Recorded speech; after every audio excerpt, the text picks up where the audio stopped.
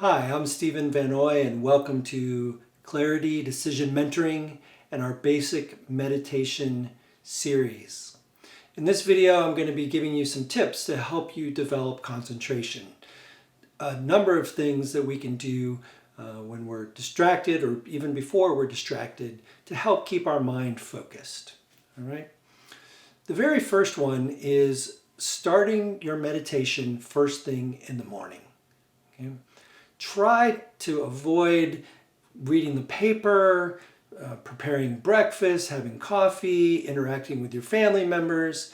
All of these things bring your mind from sleep to your everyday life, and we can quickly get caught up in what we have to do. We can start to get stressed and anxious about getting going, and various other ways our minds engage that way. So do your meditation first thing in the morning. I'll come back to this because there are reasons and advantages of doing it at other times, but the foundation of your meditation practice should occur first thing in the morning. All right? Tip number 2 is to use a timer.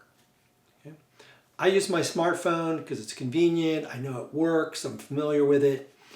I put it in airplane mode, and I'm very specific to make sure I've turned it on and started it. Okay? There have been times when I forgot to start the timer, and then my meditation goes really long, and I start to think that this isn't right, and I start to get carried away. And you only have to do that once when you're correct. It's true, you didn't start the timer. And then the next time you meditate and you start to get a little bit bored or antsy or wondering if it's over now, and you can't help but wonder if you forgot to start the timer. So I've tried to erase that from my memory banks by being very mindful of, yes, I've started the timer, I watched the numbers start to click down, and so later in my meditation, if I start to get distracted by that, I'm like, no, I have a clear memory starting the timer, right? Once you've done that, the next thing you want to do is be very sincere and serious about generating your motivation. The motivation is what gets you to meditate, and when we're doing something important, we pay attention. We're focused on important things, right? So our motivation is the way we remind ourselves and generate that sense of what I'm doing is important to me, and I want to be focused and present in doing it. Okay? I do a motivation that includes cultivating compassion and wisdom. That's a standard motivation in my meditation practice. And then I may add some specific motivation for something that I'm needing immediately or anticipating needing throughout the day. So if I'm needing to be calm and centered, then I might use that additional motivation. So you feel free to mix it up. It doesn't have to be the same thing every time by any means whatsoever. You just want it to be something that is important to you. Okay? Now, we want to use our motivation both to set us up to begin the meditation practice, and if you find yourself very distracted and you just can't stay present, take a moment to return to your motivation and remind yourself why this is important to you and why you want to give it your fullest attention. Okay? So in sort of extreme cases when you're really struggling to do that. Now, something you can try before it gets that bad is you may be able to take your motivation and turn it into something you can tie to your breath. So for me, I might breathe in compassion, breathe out wisdom. Breathe in compassion, breathe out wisdom. At this point, I'm not just focused on the sensation of my breath as it enters and leaves my body, but I'm actually in compassion, out wisdom. And this is just to break a particularly active mind pattern, daydreaming and so forth, and get me back into the present moment. And then I can let that go. Another very common phrase that people use, one that I learned from Thich Nhat Hanh, the esteemed Vietnamese meditation master who's taught thousands, tens of thousands, maybe a million people to meditate through his teachings and his books. Breathing in, I'm home. Breathing out, I am free.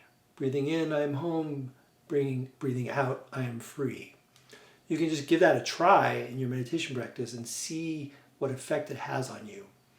Again, I would not do this for the entire meditation practice. We want to be able to cultivate that ability to really tune in on the subtle sensation of the breath as it enters and leaves the body. Again, if we find ourselves particularly distracted, or you could start your practice off doing a little bit of that and then let it go as you feel that you're centered and focused. Okay. Another option is to count your breath. You might breathe in 1, breathe in 2, so forth, counting up to 10, letting go, and bringing your attention back onto the breath. You could breathe in 1, out 2, in 3, out 4. It's not really important how you do that. What you're trying to do, though, is just let go of the scattered monkey mind that's jumping all over the place. Use your thinking mind to do that, to ground your thoughts in the present moment, and then let them go and just focus on the breath. Next is being compassionate for yourself. There's no need to get agitated by distractions, whether they're in your environment or in your mind. There's no need to, but we tend to anyhow, right? And so be compassionate with yourself. The fact that you showed up, that you sat, first of all, has an impact on your heart and your mind. It reinforces your dedication, and it actually has an impact just getting that far. So remember that and be kind to yourself. If your mind is distracted particularly heavily in one day, remember from the earlier videos, every time you've noticed you wander off and let go and return to your attention, your focus, you are meditating. So even the most scattered meditation ever is still meditating. You want to be compassionate with yourself. What we're doing in that process is cultivating something that the Buddhist meditators call patience, or translates into the word patience. Now, what they're meaning there specifically is a mind that stays free of agitation in the face of provocation. So even though I'm provoked, my mind stays clear and calm. That's what is referred to as patience. Okay? So it's not a lay down and let things happen. That's kind of the connotation Americans seem to have with being patient. It can mean you're being a doormat. That's not what's meant with the term patience in meditation. It's meant I can stay calm and clear-headed even though things are provoking me, whether they be somebody I'm having a conflict with, or whether they be the neighbor's lawnmower in the middle of my meditation series, right? So we need to cultivate that. We want to cultivate that. And these various distractions give us an opportunity to do that. In fact, one of the first lessons that I had in this area is when I was beginning to meditate, I had 3 large dogs. And they used to love to run around the house and chase each other, and they would have the best time. And usually I just chuckled and I had a great time watching them. When I started to meditate and they did that, I got agitated. I was like, oh no, they've ruined my meditation, and I don't really want to stop them from having fun, but oh, my meditation has been ruined.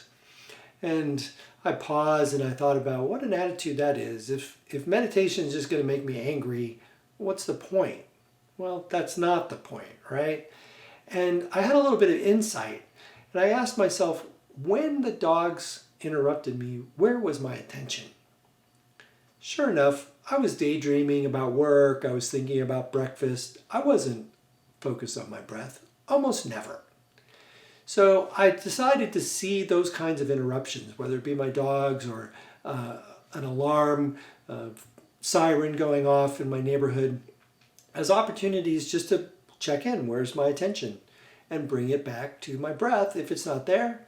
If it is there, hey, great, it was there. It wasn't going to stay for very long anyhow, but it gave me some encouragement if I realized that I was actually on my breath. Okay? So being patient, being compassionate with yourself, and seeing this as an opportunity to generate patience is a real help to your concentration. And then finally, I just want to close with encouragement to rejoice every time you sit down and practice. Take the time, spend the mental energy to say, yeah, I showed up today.